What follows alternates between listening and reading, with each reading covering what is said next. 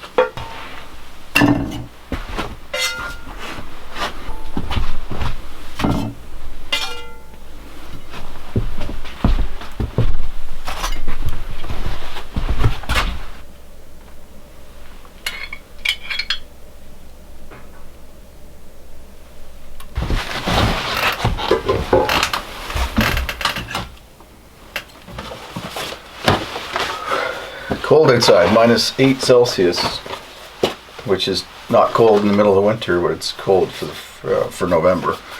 It's getting ready for winter to get really going. Just gonna go out and finish processing that bear meat. I'm gonna grind up the last bit of it into ground and then spread it out on the counter in the forest kitchen outside so that the cold air can freeze it solid. Once it's frozen, I'm gonna put it in the cold storage in the ground. I don't know if you've noticed over the last several months, I haven't shown a lot of the interior of the cabin. And honestly, the reason for that is that it's getting to be kind of a mess in here. As I've been getting all of my possessions onto onto my land here and into the cabin. And around the cabin, it's getting kind of cluttered here. It's becoming a bit of a bachelor pad, honestly. So if you've been following along on the other channel, you know that some changes are coming up. It's, like I said, it's the second week of November right now, and in the first week of January, my wife will be coming up here full time. And this place is, like I said, become a bit of a mess. She hasn't been visiting that often because she's been trying to get the house sold and getting caught up on all the other things that, first of all, helping my daughters get set up with their lives in their own apartments. So that's been a sort of a full-time job for her over the last 6 months since we listed that house, or she listed her house. So she hasn't been up here that often anyway, but now with her, she's starting to come more often right now, and then in January full time. So I have a lot of work to do to make this place comfortable for 2 people, but mainly on top of that, enough to house the possessions of 2 people, just clothing alone, for example. So I have a lot of things I'm going to do in here to improve it. I'd mentioned getting more shelves and stuff in the kitchen area. We're going to go a little bit further than that, I think, there. The loft, I still need to make that. There's a double bed up there, which is fairly comfortable, but I want to elevate it, and I want built-ins all around it so that it's completely clutter-free, so it can be kept neater. And then up here, clothes storage. Like you see all my clothes just hanging here. Not all my clothes, but all my outdoor clothes. And then some stuff up here, which I need to organize better so that 2 people can put their clothes up there. So a lot of work, like I said. Storage. I don't want this porch outside to become a storage area. So I need to just organize that. Well, I need to finish the exterior so that it doesn't get much snow coming in. And then this table section over here with benches, I need to make storage underneath those benches so we can store stuff there. And then I think, the more I think about it, I think what I'm going to end up doing shortly is putting a lean-to on the back of the cabin. I already have a deck out there that's full width of the cabin, so 10 feet wide. And I'm not sure how, did I make it 8 feet or 10 feet that way as well. So I'll make that into a sort of a lean-to shed for storage, and may even cut a door into the back of the kitchen here out into that area, and even possibly put a composting toilet. We'll see how what my wife feels about using the outhouse and the sauna separately, the bathhouse. So we'll see. But anyway, that's a lot of work. So that's what I'm going to be concentrating on. If you're wondering what I'm up to, or you've been waiting for the workshop build, the workshop is sort of going to end up becoming my man cave, along with the longhouse. So sort of important, and I have a lot of projects I need to do still, or I want to do, like making sleds and snowshoes and birch bark canoe and stuff like that. So I do need that workshop, but it's not higher priority than making the cabin 100% complete and comfortable, and having storage for our belongings. So that's what I'll be up to for the next several weeks, and I'll finish the porch, and then I'll get on to the workshop. Food storage. So what I'm doing with this outdoor sort of freezer is storing things like this bear, and I'm assuming like every year I'll get at least one deer that I can put into that cold storage. So I need to freeze it, get it underground, so that when we get those warm spells throughout the winter and next spring, it doesn't thaw out. So that's priority. But what I've decided is I really don't like this bar fridge that I've got in the kitchen here. I mean, it's convenient, but the problem with it is that it draws the power down too much. And really, the whole thing here is I did not want to, I don't want a typical off-grid place where you just add a whole bunch of means to generate electricity because you're drawing a lot of electricity. My point here was to not use much electricity, other than for running things like some lights in here, which are really low voltage, but the camera equipment and computers. So with two of us doing that, it's going to draw all that power out of that frequently, and the fridge is just too big a draw on top of that. So I need to get cold storage set up inside and out. So the cold storage in the floor is great for certain things, but the problem with it is that I didn't add ventilation, unfortunately, so it tends to get moldy if I don't prop the door open at least once every 2 days or something. So that's an issue. So I need to do something different with that. This storage right here that I originally built as sort of as Kelly's bed and then a bench with some storage underneath it, I'm going to convert that into a cold storage, sort of a fridge with cold air ventilation from the outside, so that it doesn't get moldy. It's easy to clean, and it's a good size, so it can hold a lot of food in it. So that's the plan, like I said, for the next probably 8 weeks. So I'll try to get all that done, and then I'll move on to the next projects. Anyway, right now I'm going to get outside and finish grinding up that bear meat, get it packaged, spread it out, and then by the end of the day, hopefully I can get that into the ground and in cold storage.